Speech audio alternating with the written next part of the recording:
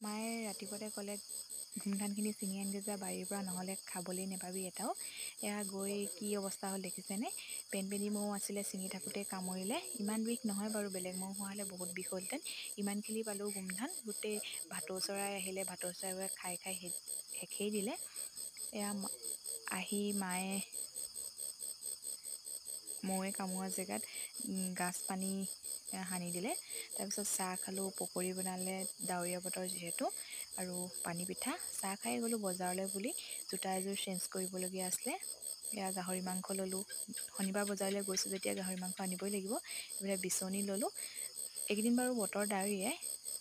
দুইজনীয়ে আইচক্ৰীম এটা খাই ঘৰলৈ উভতি দিলোঁ। আহি ভাত খালোঁহি গাহৰি মাংস ঢেকীয়া শাকৰ লগত। এয়া দেখিছেনে, ভাটৌ পোৱালি এটা বজাৰৰ পৰা আহি থাকোঁতে ল'ৰা এজনে দি পঠিয়াইছে পুহিবাগৈ বুলি। আমাৰ ফুচকি দেখিছেনে উৎপাত কিমান।